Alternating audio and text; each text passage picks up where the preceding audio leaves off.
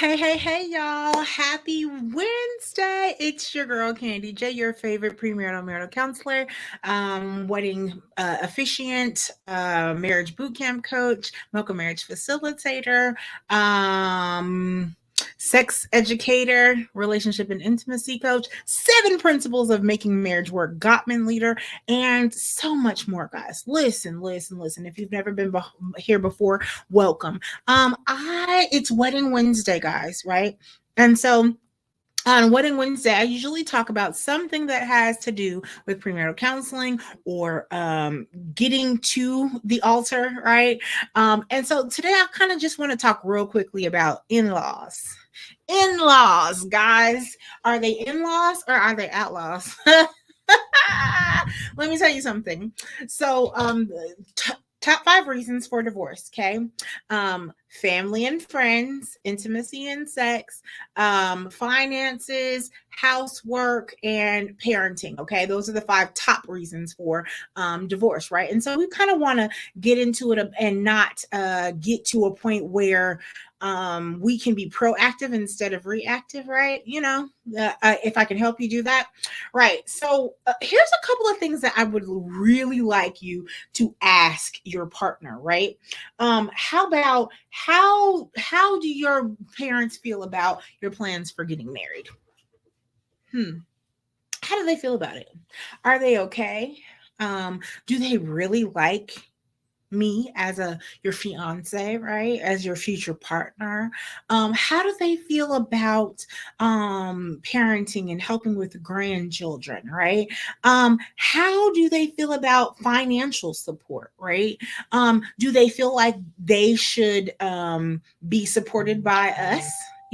What if you're the only child? How important is it that their influence is upon your relationship? What are you going to take out of your parents' relationship, whether they're together still or not, whether they were involved in your relationship or not? There's so many things. What one thing do your partner's parents do you dislike? There's a lot of things, right? And so what we do is a lot of times we don't ask these questions, and I have a whole 20 list of them. And tell me, drop it in the comments if you want all 20 questions that you should be asking beforehand. I will drop them, okay? And so but here's the thing. If we're not asking some of these questions, we're not preparing, right? And we need to know, how important is it to build that relationship with your in-laws, right? Is it important to your significant other? Because think about it. Here's the thing, and I'll give you a real life example because I'm never afraid to use myself, right? So my father has gone on. He passed away in 2016, right? But before he passed away, that was the parent that I wanted you to foster a relationship with. That was the parent that had the most influence and the most impact upon me and my relationship. So that was the parent that I would rather you have forged a relationship with. My mother, not so much. Different, totally different vibe. I'm not close with her, so it's not important for you to be close to her. It doesn't really matter to me, right? So when you have those different dynamics, I have a couple that I'm counseling right now. He has a huge family. His parents are so involved in every single sibling's life, the grandchildren, big part of his life, right? And so her family, they're not close. She only talks to her mom. Her mom does definitely have a big influence, and that's the person that matters the most in her opinion, right? But nobody on either side has really tried to build that bridge together, because we're merging. When you get married, you're merging families, right? But it's the conversations about how important and how significant are those relationships. Are we financially supporting our parents? What happens if they pass away? What influence will they have in our relationship? What influence do they have on your psyche right now as it appears to be in this relationship? How does that work, right? And so these are just important things that you should be asking and building that relationship with them if it's important to your significant other. If it's not important to your significant other that you build a relationship, number one, you want to find out why. Number one, because it could be that something needs to be mended, right? And no one has ever taken out the time to try to mend the relationship. And maybe, just maybe, you could be the influence that brings, them back together. Who knows? But that's also a counseling thing, right? And can push them to family therapy, right? What we do here too, right? But number two, if it's not so important to your significant other, then you need to focus on the family members, right, that are important to them, right?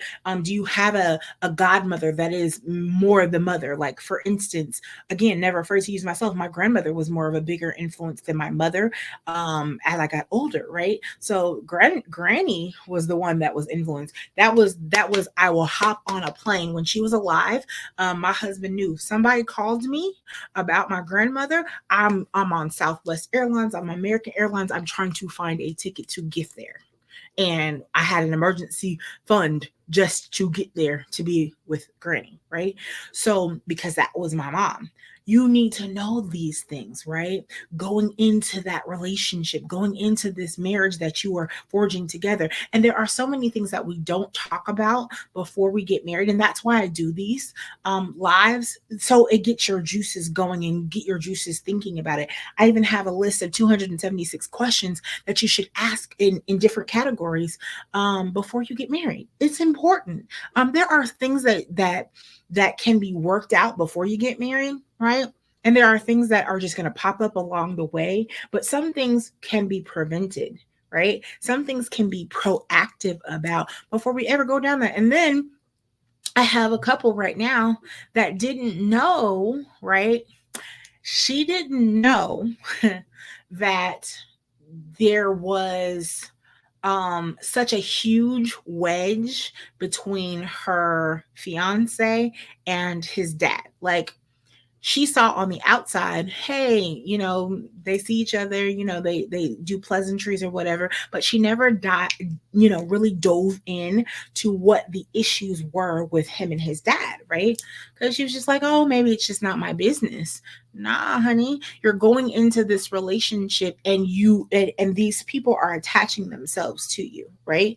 And so therefore, find out what's dig just a little bit and find out what's really going on. Come to find out, there was so much going on in back in the day when they were just sliding things under, and he was affected so much mentally by some traumatic things that his father did, and then that seeped into their marriage. Okay, so it was definitely relevant for them to find out what was happening. So, your in-laws can be a great thing, right? And be a great support system for you, or they can be outlaws and be a detriment to your relationship. And you have to figure out how much of an influence they are going to be in your relationship, and know how to self-regulate, because when you decide to marry a person, you are marrying this person, and sometimes, most of the time, you don't want that other person to feel like mama is more important, daddy is more important than your significant other. So, guys, again, my name is Candy J.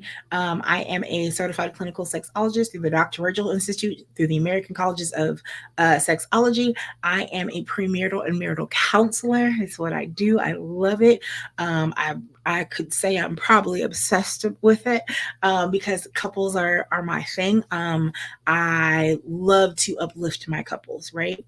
And make sure that we are all in healthy relationships. I love teenagers. I deal with teenagers quite a bit with sex education, with coming out, with self-esteem, self-confidence. And I'm definitely a sex educator. So, anyways, like, subscribe, ring that bell, and come back for more mental health tips, couples tips, sex education, and so much more on this platform. Have a wonderful and blessed